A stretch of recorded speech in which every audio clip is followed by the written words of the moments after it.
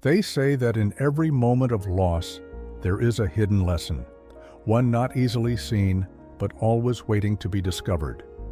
When a man chooses to walk away, when his footsteps fade into silence, the woman left behind faces a uniquely profound experience.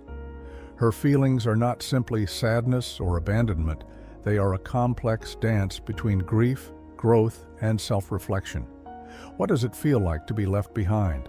And what wisdom, if any, does Stoicism offer in moments like these?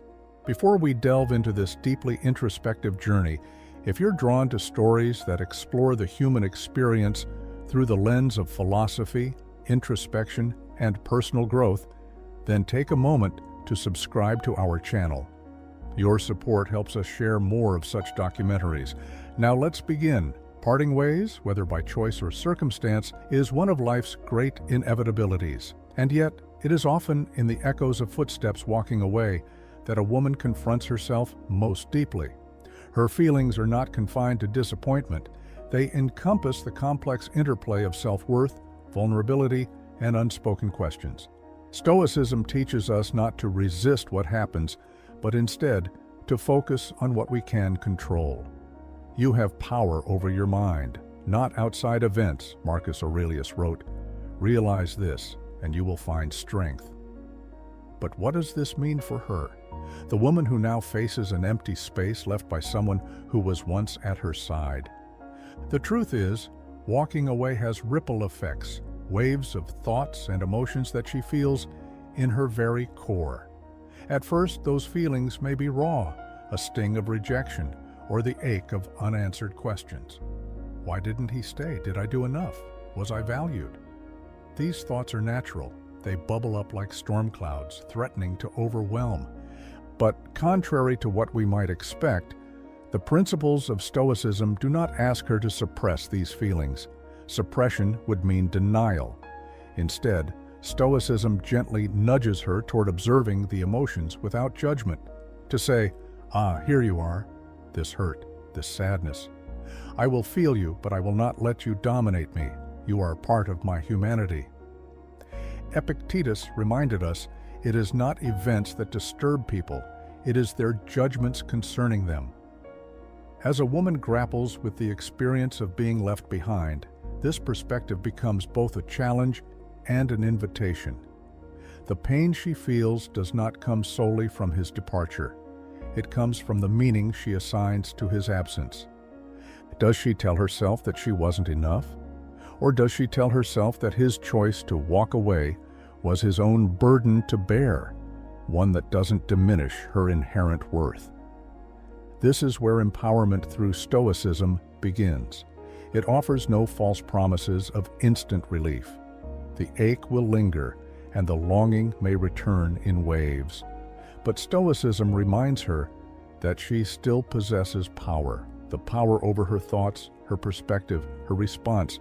She cannot force someone to stay. She cannot rewrite the choices made by another. But she can remind herself that her value is not determined by external validation. She does not depend on someone's presence to define her strength. Perhaps she feels anger, too, a sharp indignation that cuts through the sadness.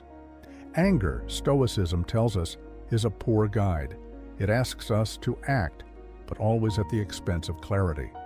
Instead, the woman facing this anger might ask herself a question.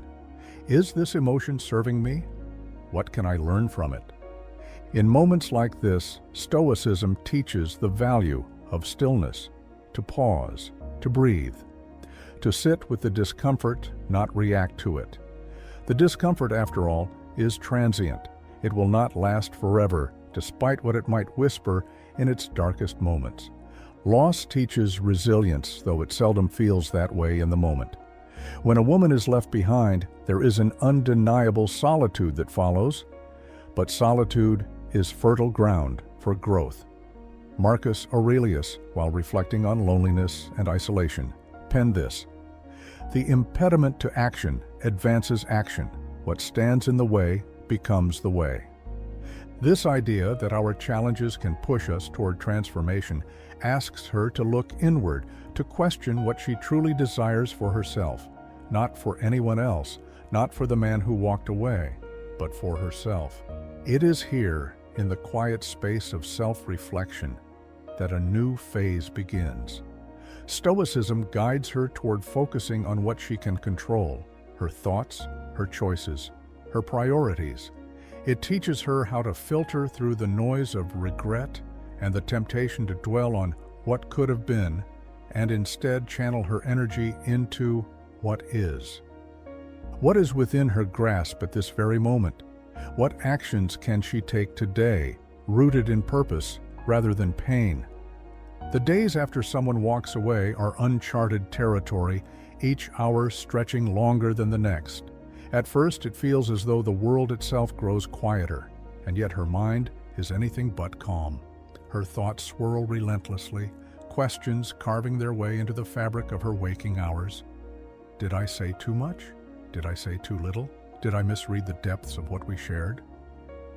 These questions, though, are often mistaken for clarity. They are noise, desperate attempts to impose logic on an act that inherently defies explanation. She feels the conflict gnawing within her chest. The innate need to understand why someone leaves is countered by the deeper truth of Stoic philosophy, the realization that why is often irrelevant. What has happened has happened. The rational mind, rooted in Stoic thought, asks her not to seek answers from outside herself, but rather to cultivate peace within. This peace, however, feels far away, like sunlight reaching through a storm. To walk the path of Stoicism in moments like this means to unearth the strength that lies beneath the sorrow. It demands that she ask not only what she has lost, but what she has retained. And so, the woman begins to separate herself from the pain she feels, as if stepping away to study it from a distance. Eros burns, but it also teaches, she whispers internally, drawing from her study of truths both ancient and timeless. For her part, she opens herself to contemplations that were buried beneath the immediacy of grief. Was she seeking validation from the one who left? Was her happiness tethered unfairly to external figures instead of sprouting from an internal source? Stoicism asks of her, what can you truly control? What can you not? These two distinctions become paramount, and so she accepts reality's stubborn limits. She can influence actions born of her own character, but she cannot dictate the behavior of those around her.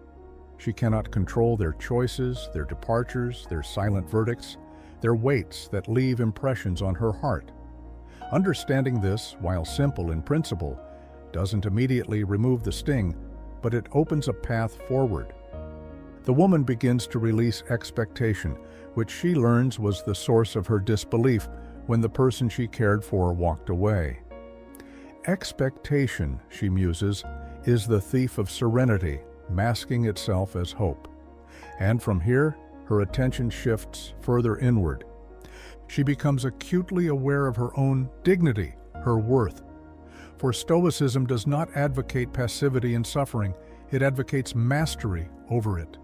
To feel sadness is human.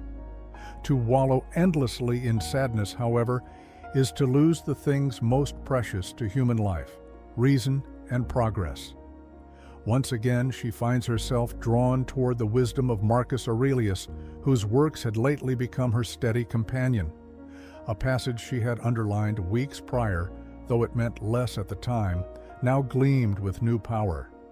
You have power over your mind, not outside events. Realize this, and you will find strength. The woman reflects, if this heartbreak is an event outside herself, why would she allow her peace to crumble because of it?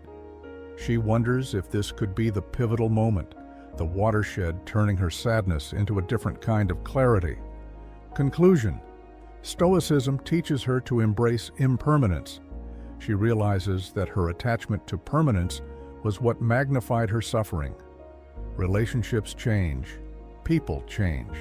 Absence becomes presence elsewhere, like rivers rearranging the sandbanks they encounter on their course. And to resist that current is to resist nature itself. This thought brings her a profound sense of calm, not because the pain vanishes, but because she learns that the pain is not permanent either. It ebbs and flows, like the tide. To fear pain or to numb pain is to rob oneself of the chance to learn from it. The woman begins a ritual. In quiet moments of solitude, she writes. Not to reach out, not to justify, not to revisit memories, but simply to purge emotion onto paper. Each word she writes exposes her vulnerability and her resilience. Her writings are neither poetic nor rehearsed, but raw and truthful. They push her towards self-knowledge and, deeper still, towards self-love. Love for the parts of her that exist, regardless of whether someone is standing beside her or steps away. By understanding herself, she learns to make peace with the silence that fills her life, and bit by bit, she learns to love that silence. She begins to see beauty in the act of starting anew. We all begin again every day, she realizes, not because something ended, but because life itself is cyclical. Each sunrise is renewal, each breath is another attempt. In those final sleepless nights, where sorrow no longer cuts as sharp but still lingers faintly, she confronts her memory of him, the person who left, and asks herself, what do I truly wish him? Revenge, a return, or simply peace? She makes the deliberate decision to wish him peace, for bitterness poisons. Its sharp claw clings desperately beneath the skin. Stoicism teaches her that forgiveness, even silent forgiveness, is not a gift to the other, but a release of her own chains. By wishing him peace, she claims her own freedom from sadness. In wishing him peace, she learns that her story is hers alone, and it cannot be dictated by the presence or absence of another. Eventually, the woman walks into the world again, as if emerging from mist into sharp clarity. She looks ahead toward the unknown, not with fear, but with curiosity. There is power, she understands, in embracing uncertainty. For it is not people, relationships, jobs, or fleeting encounters that define her. What defines her, instead, is her ability to walk forward regardless of who walks behind her. The relationship ended, but her journey didn't. And for a moment, brief but radiant, she feels gratitude for it all. The love, the heartbreak, the confusion, the lessons. Stoicism reminds her that life is not to be desired free of difficulty, but to be lived fully through difficulty. Each experience is fuel, and fuel is meant to sustain fire, not invite despair. And so the woman stands taller. Stoicism does not promise her happiness, but it does promise her strength. And strength, she realizes, is the cornerstone of a life well lived.